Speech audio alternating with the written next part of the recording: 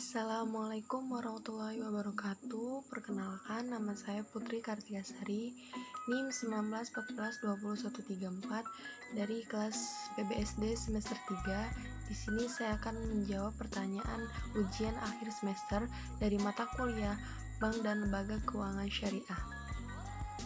Untuk pertanyaan yang pertama yaitu ungkapkan perbedaan produk gadai emas yang ada pada bank syariah dengan lembaga pegadaian syariah, sertakan pendapat Anda fasilitas gadai emas atau logam mulia dari bank syariah atau pegadaian syariah kah yang lebih menguntungkan? Nah, perbedaan produk gadai emas yang ada pada bank syariah dengan lembaga pegadaian syariah itu perbedaan utamanya adalah pegadaian syariah bebas dari bunga dan yang ada adalah biaya penitipan barang. Saat ini gadai emas dapat dilakukan di perusahaan pegadaian atau bank syariah dan lembaga keuangan syariah. Nah, prinsip yang diterapkan sama, hal yang membedakan adalah hal teknis dan pelayanan. Nah, disinilah pegadaian syariah lah yang lebih menguntungkan karena yaitu yang pertama, masyarakat memperoleh dana cepat dan mudah sesuai dengan syariah. Dan yang kedua, memenuhi kebutuhan dana mendesak seperti biaya sekolah.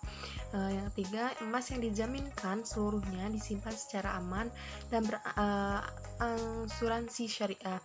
Yang keempat, sebagai bukti transaksi, nasabah juga akan diberikan sertifikat gadai oleh pihak perbankan. Nah, untuk pertanyaan kedua yaitu jelaskan pendapat Anda, apakah peran lembaga zakat pada masa pandemi COVID-19 sekarang ini sudah melaksanakan tugas dan fungsinya secara baik atau untuk mensejahterakan masyarakat Indonesia? Nah, situasi pandemi COVID-19 memunculkan kekhawatiran akan banyaknya orang miskin yang terdampak kemampuannya untuk memenuhi kebutuhan dasar mereka.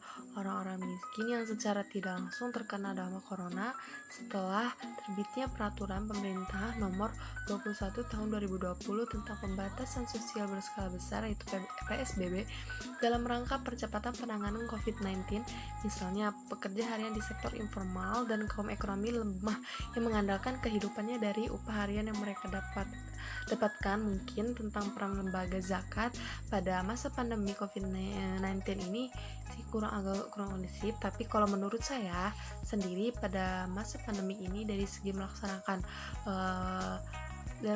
tugas dan fungsinya itu untuk mensejahterakan masyarakat Indonesia sudah baik.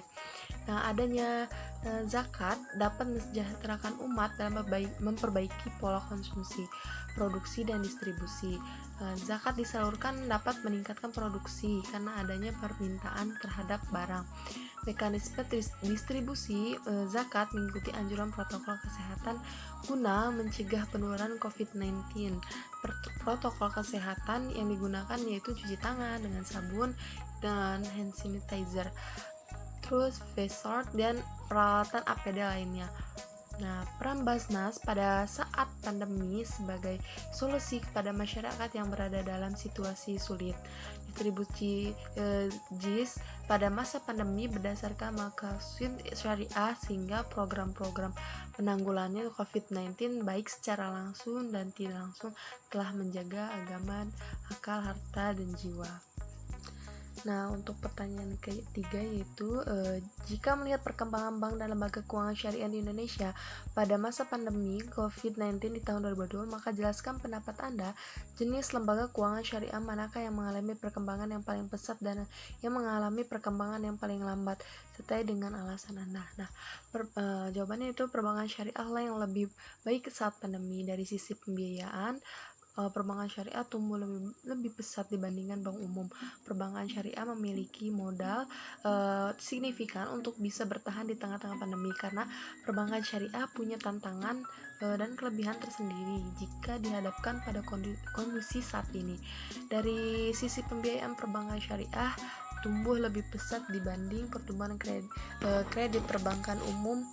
Kredit bank konvensional tumbuh 1,04% per Juli 2020. Sementara pembiayaan bank syariah tumbuh 10,23%. Sementara DPK tumbuh 8,78% untuk bank syariah dan 8,44% untuk bank konvensional. Sekian, terima kasih.